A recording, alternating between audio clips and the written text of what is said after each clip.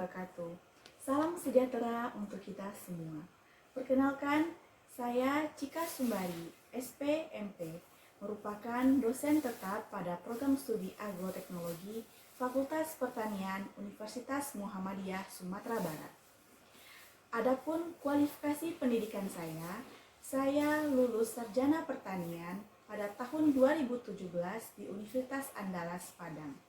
Kemudian saya melanjutkan program Magister Pertanian di universitas yang sama pada tahun 2018.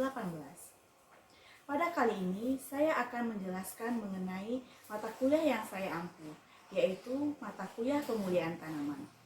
Mata kuliah pemulihan tanaman merupakan mata kuliah yang berbobot 3 SKS dengan 2 teori dan 1 praktikum SKS. Mata kuliah pemulihan tanaman ini merupakan mata kuliah diperuntukkan untuk semester 6 pada program studi agroteknologi. Adapun deskripsi mata kuliah pada pemulihan tanaman yaitu memberikan pengetahuan tentang arti penting dan ruang lingkup pemulihan tanaman baik secara konvensional maupun non-konvensional. Kemudian memberikan pengetahuan mengenai pembentukan penggunaan plasma nutfah dan peranannya dalam perakitan varietas unggul. Kemudian mengenai dasar statistik dan genetik dalam pemulihan tanaman.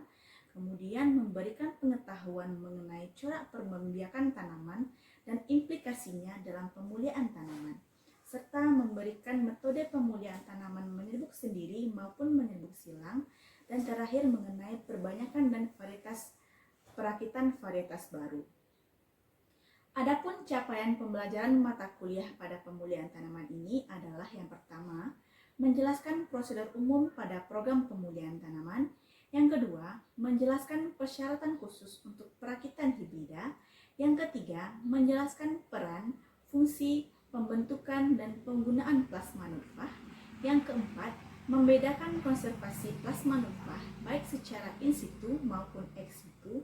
Yang kelima, menjelaskan mengenai metode pemulihan tanaman membiak vegetatif. Yang keenam, menentukan genetik agar dapat digunakan dalam pemulihan tanaman. Yang ketujuh, menghitung dasar statistik dan genetik dalam pemulihan tanaman. Yang kedelapan, menentukan ciri-ciri dalam genom pada pemulihan tanaman.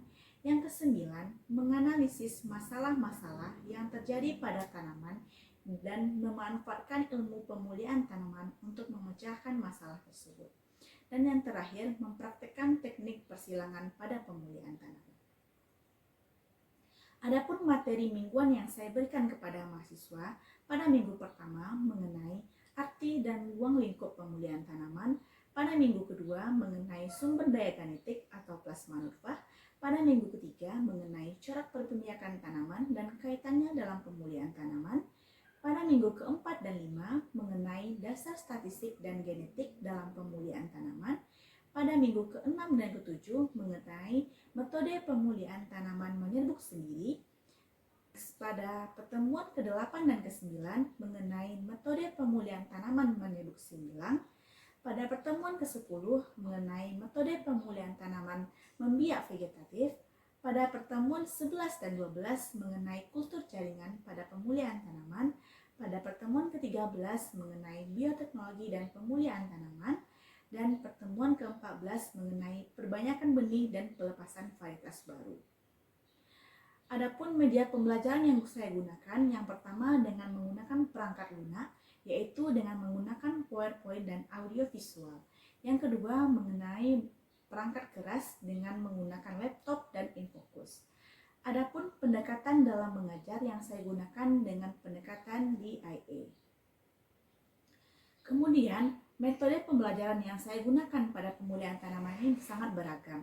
Di antaranya dengan metode ceramah, metode collaborative learning, metode problem-based learning untuk memperkuat critical thinking mahasiswa, dan project-based learning.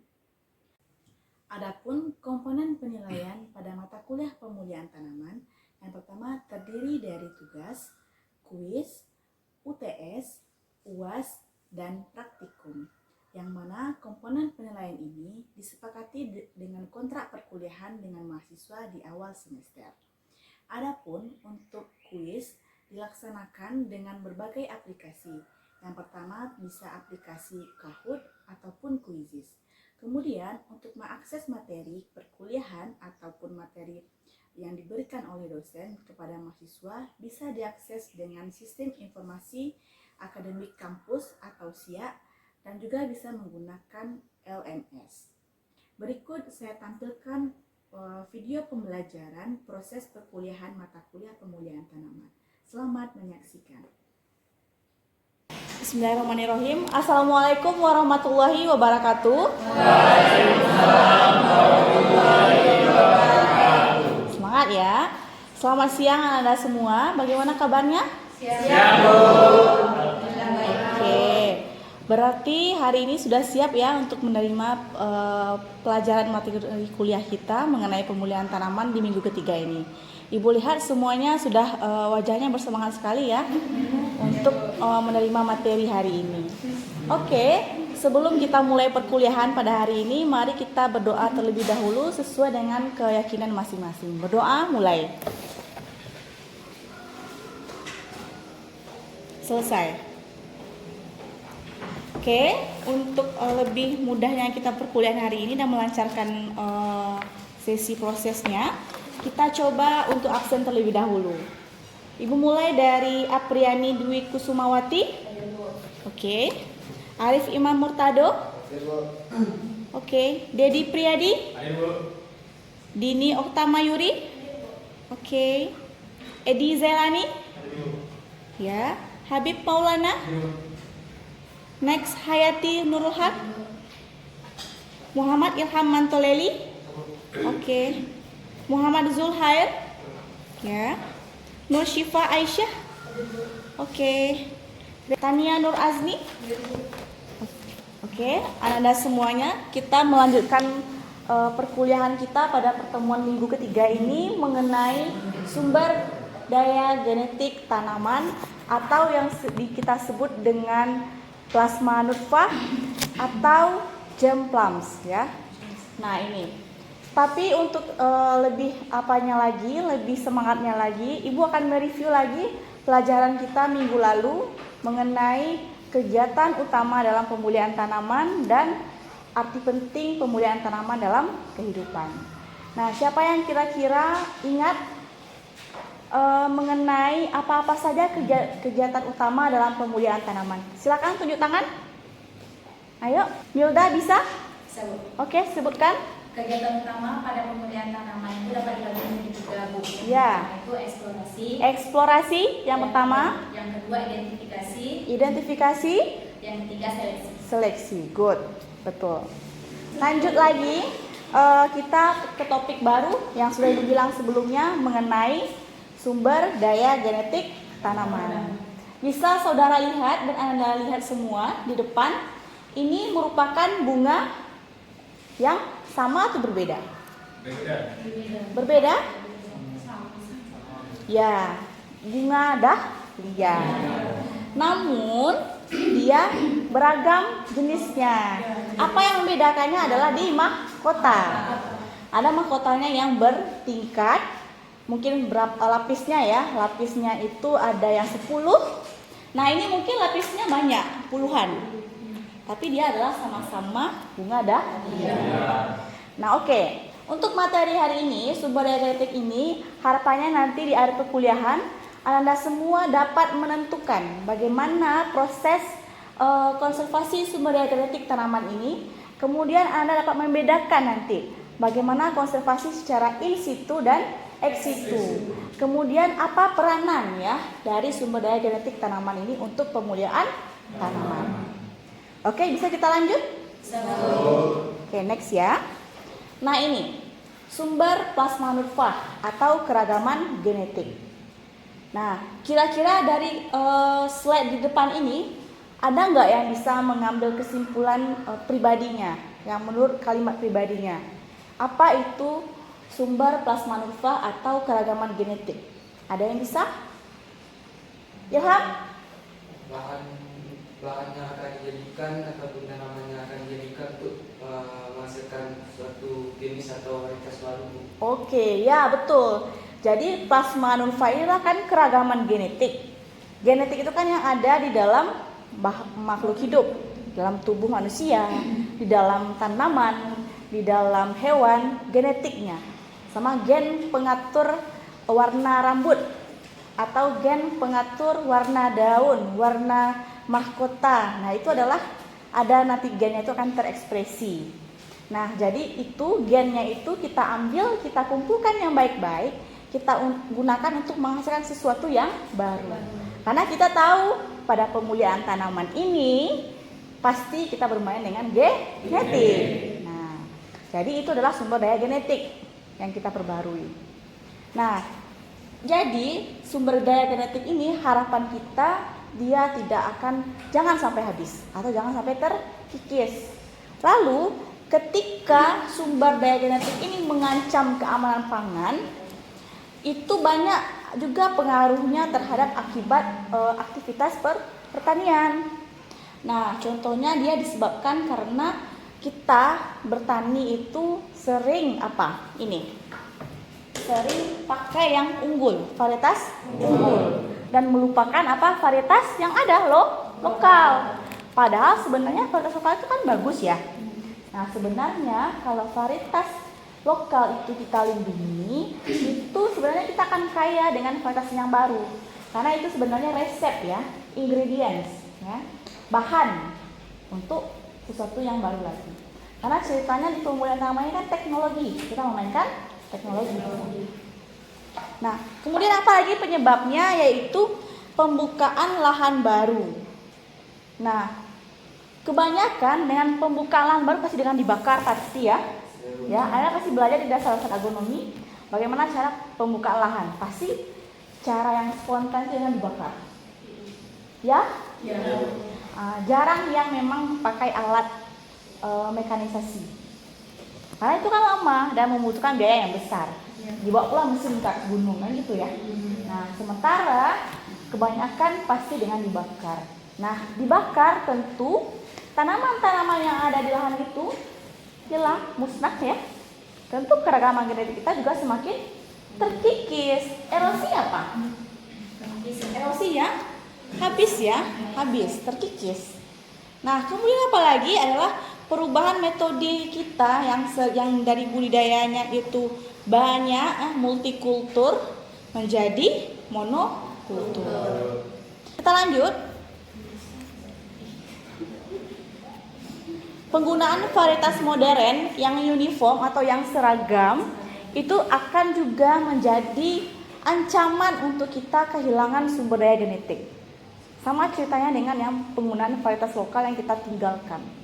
Karena gini, misalnya Anda terus saja memakai jenis jagung unggul ya, F1. Terus itu, padahal kan banyak F1 yang lain nih.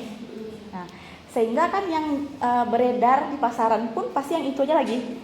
Coba tanya-tanya ke kedai-kedai atau warung toko pertanian kan, pasti jarang itu yang warung pertanian itu yang misalnya Pak mau beli jagung F1. Pasti mungkin di warung itu cuma memberikan macam-macam jenis jagung yang paling banyak tidak sampai lebih 5 jenisnya. Kenapa Bapak hanya 5 Pak? Ya karena ini yang saya dipakai petani, itu ya. Iya. Nah, padahal kan banyak PT East West, banyak PT benih yang menghasilkan F1 jagung. Cuman karena sudah di petani yang tipenya gini, yang tipenya memang suka memakai sesuatu produk yang uniform, yang seragam, jadi akan kecanduan. Itu aja terus. Nah, sebenarnya kan kita perlu penganeka ragaman. Kita ngetes ini. Oh, kalau ini yang kita tanam mungkin gimana dengan ini? Mau tahu lebih tinggi hasilnya. Nah, kita membandingkan. Ada pembanding. Nah, tapi petani tidak. Nah, kemudian apalagi yang memberikan cekaman kepada kita untuk keragaman genetik ini makin hilang adalah menghindari ya kerjaan seperti membakar hutan, menggundulkan hutan. Nah, itu juga berbahaya. Kemudian peran penting dari keberadaan sumber daya genetik tanaman itu akan terus mendorong pemulihan tanaman untuk bereksplorasi. Semakin banyak sumber daya genetik yang kita punya yang bagus-bagus ini ya, bisa kita silangkan, mungkin kita mutasikan ya. Nah, dengan menjadi sesuatu yang baru atau varietas yang baru. Nah, sebenarnya ketika itu sudah terjadi, sudah ada, kita sebenarnya kaya dengan sumber daya genetik sebenarnya. Bayangkan aja, satu bunga dahlia banyak tadi jenisnya kan? Ada lihat tadi? Nah, kemudian kegiatan eksplorasi ya atau menjelajah, mencari-cari sumber daya genetik itu kita dapat lakukan mungkin bisa di daerah sentra produksi, bisa di daerah produksi tradisional, bisa di daerah terisolir. Nah, itu banyak sumber daya genetik di sana. Kalau kayak kita itu mungkin kita pergi jalan ke Mentawai ya. Nah, Ibu, gini, di setiap daerah itu dia punya tanaman yang endemik kan, ya kan ya? Jangankan di luar Sumatera, di dalam Sumatera Barat ini banyak beda-bedanya. Kayak di Mangga Tarusan, ya Tarusan aja yang ada kan? Atau Langsek Sijunjung ya, Sijunjung aja kan adanya. Nah, jadi dia punya ciri khasnya masing-masing. Jadi bisa kita jalan-jalan mengeksplorasinya itu di daerah terisolir. Di mana kira-kira lagi yang kalau di Sumatera Barat mana yang tepat terisolir?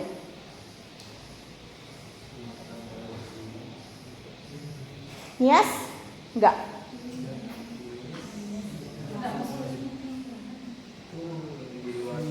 Luar ya, Mentawai? Mentawai. Nah, tapi perlahan sekarang Mentawai sudah ramai juga ya. Sudah ramai juga. Nah, itu juga bisa jadi alternatif kita untuk mengeksplorasi sumber daya genetik ke sana. Sama kayak sumber daya genetik dari bunga yang di atas gunung itu, bunga abadi, Edelweiss. Nah, kita juga bisa ke sana. Itulah sumber eksplorasi. Kita bisa ke sana eksplorasinya. Kan ada juga alga-alga yang hidup di Danau Talang misalnya. Tidak semua ada kita jumpai alga. Mungkin pasti berbeda antara alga di Danau Talang dengan alga Danau Singkara. Ya, berbeda. Nah, ketika kita ingin mendapatkan alga yang baru, ya udah kita eksplorasi di dua tempat, kemudian kita mungkin silangkan, kita hibridisasikan, atau kita mungkin mutasikan, atau kita pakai rekayasa genetika, selesai dapat sumber daya genetik yang baru. Kemudian adalah daerah pertanian di lereng-lereng gunung, bisa ya, tadi juga bisa masuk kan? Di lereng-lereng gunung mungkin pakis-pakisan, ya, banyak itu pakis-pakis kan? Ada pakisnya yang untuk dimakan ya, ada yang untuk yang beracun ya, ada mungkin yang memang pakisnya itu yang pakis haji itu yang berduri, ada yang bisa nah itu menjadi sumber daya genetik juga. Kemudian di pulau terpencil, contohnya apa pulau terpencil? Sudah pernah tersesat di pulau terpencil? Nah, ide bagus itu untuk mengeksplorasi sumber daya genetik ya, pulau terpencil. Oke, lanjut ke daerah suku asli. Nah, misalnya suku-suku asli Melayu, suku anak dalam, ya bisa. Kemudian daerah dengan sistem pertanian itu yang tradisional. Maksudnya begini, menanam padinya masih sistem konvensional, belum bisa menerima ilmu baru kayak kita harus menanam secara SRI atau secara legowo atau mungkin itu air macam-macam SRI ya. Nah, mereka belum tahu itu. Ada kan seperti itu kan? Nah, boleh kita ke sana. Mungkin saja dengan dia terbiasa dengan menanam budidaya itu dengan cara tradisional, mungkin ada sesuatu yang berbeda dengan petani-petani yang sudah berganti-ganti pola cocok tanamnya. Mungkin jenis rumputnya mungkin yang tahan, yang abadi di setiap sawah itu ya bisa, atau mungkin hewannya atau hamanya mungkin berbeda. Kemudian daerah yang dimana masyarakat itu menggunakan komoditas yang bersangkutan sebagai makanan pokok. Kita lihat ke yang makanan pokoknya sagu di mana? Papua. Ya. Kemudian yang makanan pokoknya talas di mana? Ya, timur juga. Nah, itu karena mereka menanam talas saja kan. Kalau kita kan memang padi ya. Jadi hamparan lahannya itu kebanyakan yang memang ya padi. Nah, mungkin kalau talas mungkin berarti di populasi talas itu juga akan ada kita jadikan sebagai sumber daya genetik yang baru di sana. Nah, terakhir itu adalah daerah epidemik hama dan penyakit. Nah, oke, ada pertanyaan sampai di sini? Ada yang ragu? Tidak, cukup kita lanjut? Lanjut. Nah, ini pengumpulan ya. Setelah kita eksplorasi, ternyata sudah dikumpulkan. Kan kita tadi eksplorasi dengan berbanyak tempat ya. Ada ke pusat sentral, ada daerah terisolir, ada mungkin di tepi lereng pegunungan tadi ya. Udah eksplorasi, udah kita dapatkan sumber daya genetik yang mungkin menarik bagi kita. Nah, kita kumpulkan itu dapat kita jadikan koleksi. Nah, siapa di sini yang suka hobinya koleksi? Nggak koleksi baju ya.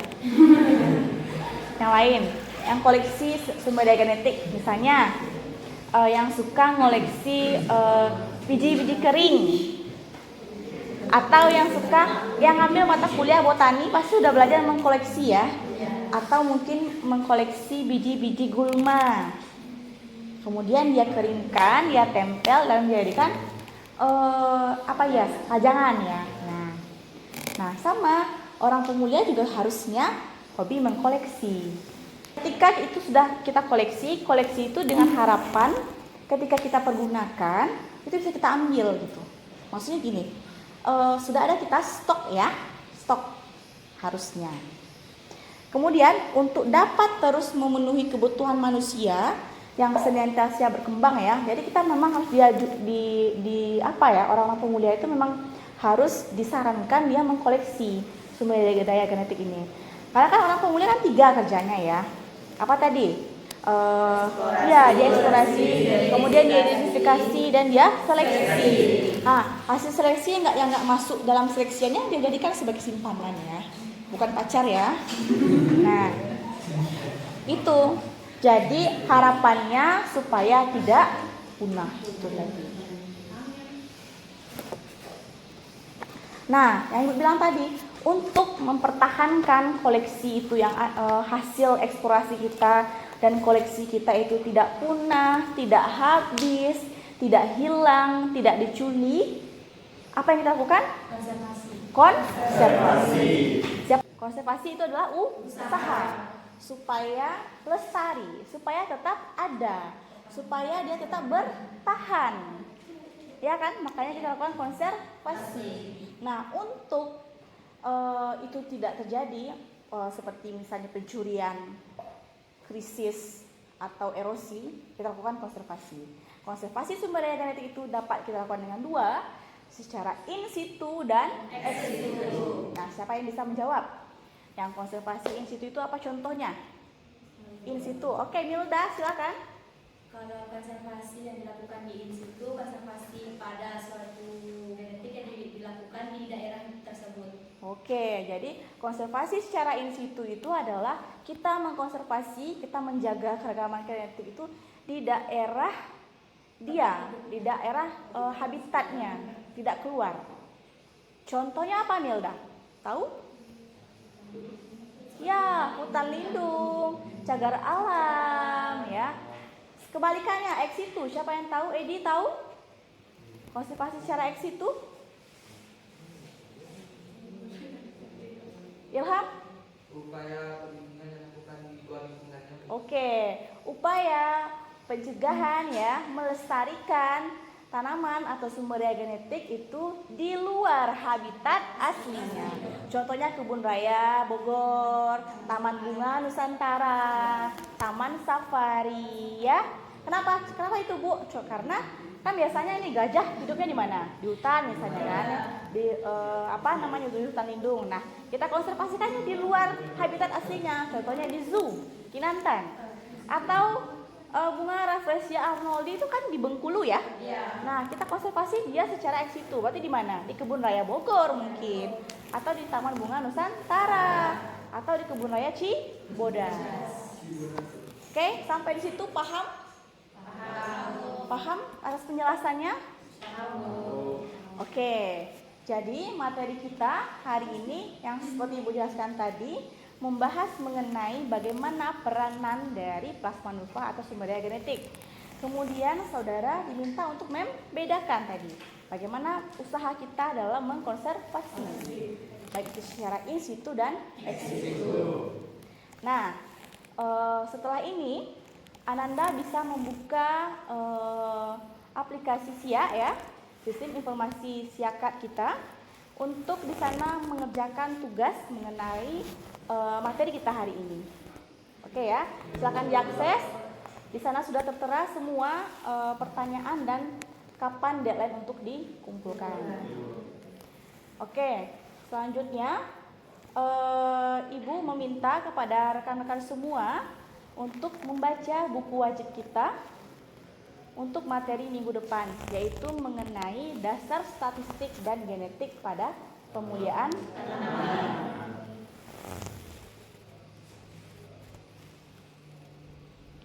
Oke, sebelum ditutup diberikan waktu, apakah memang ada yang mau kita diskusikan atau bertanya?